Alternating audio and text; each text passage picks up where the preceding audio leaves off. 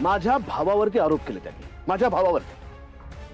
म्हणजे यांच्या घरच्यांनी, म्हणजे जे काही वागलेत त्यांच्या घरचे, ते सगळं सोडून आम्ही चांगुलपणा दाखवायचा, आम्ही आरोप करायचं नाही, हे सगळं विसरायचं आणि माझ्या भावावरती आरोप करायचा. अरे समर, तिच्याकडे तो फोटो आला म्हणून तिला शंका आली असेल. मग अरे म्हणजे तिचा जो आरोप होता तो अगदीच काही बिनबुडाचा नव्हता ना. पण अंशुमन माझ्या भावावरती संशय घेतला. अंशुमन असं करेल? हे बघ, त्या ओळखत नाहीत अंशुमनला, पण मी ओळखतो. आपण कोणावरती शंका घेतो? ज्याच्यावर आपला विश्वास नसतो ना, अशावरती. उदाहरण म्हणून, उद्या जर तुला असं कोणी सांगितलं की समरने पैसे चोरले, तू काय म्हणशील त्यांना? तू म्हणशील काय, समरने? शक्यच नाही, समर असं करू शकत नाही, समर चोरी करू शकत नाही, माझा समरवरती पूर्ण विश्वास आहे, मी त्याला ओळखते, असं म्हणशील की नाही? एक सिरियल नंबर सारखा दिसला म्हणून तू संशय घेशील माझ्यावर?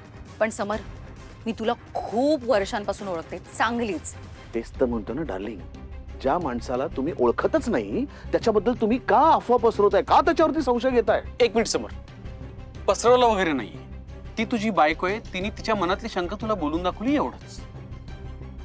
हे नवरा बिवरा ना, हे सगळं फ्रॉड आहे, अफवा आहेत या सगळ्या. अरे असं काय? आणि असं आमच्यात काहीही कम्युनिकेशन नाहीये की ज्यामुळे त्यांनी माझ्याकडे नवरा म्हणून बघावं, माझ्याकडे येऊन आपलं मन हलकं वगैरे करावं. मुळात त्यांनी कुठल्याही प्रकारची शहानिशा न करता माझ्या भावावरती आरोप केलेत, आणि जे मला अजिबात आवडलेलं नाहीये. ठीक आहे,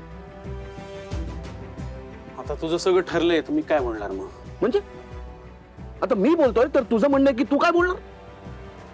हे बघ समर, काहीही माहित नसताना, ओळख नसताना स्वानंदीने तुझ्या भावावर आरोप केला, असा आरोप तू स्वानंदीवर करतोय. हो. पण मग तू तरी स्वानंदीला कितीसं ओळखतोस रे?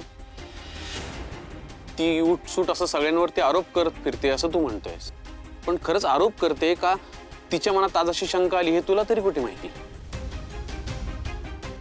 आणि समजा तिच्या मनात अशी शंका आली असेल तर या घरात तिने कुणाशी बोलून दाखवायची, कुणाला सांगायचं?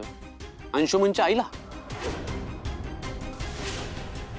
तुमच्या मुलांनी घरात पैसे चोरले, चोरी केली असं सांगायचं? आणि तिसरी गोष्ट, सगळ्या जगासमोर तू तिच्या गळ्यात मंगळसूत्र घातलंय आणि लग्न केलंयस, ती तुझी बायको आहे. तुला हे लग्न वगैरे फ्रॉड वाटतंय, पण तिला तसं नसेल ना वाटत कदाचित.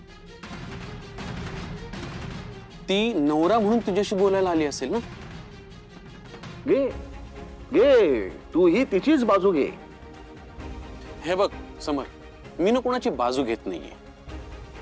मला फक्त एवढंच म्हणायचंय की कधी कधी स्वानंदीला सुद्धा बेनिफिट्स ऑफ डाऊट देत जा.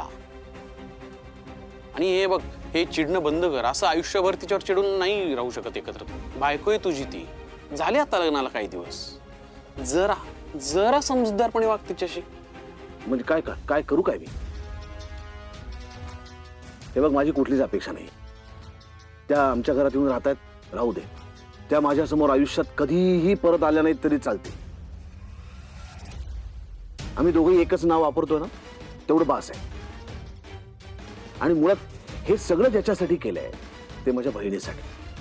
ती जोपर्यंत सुखात आहे ना, तोपर्यंत ह्या सगळ्या गोष्टींना अर्थ आहे, हो की नाही?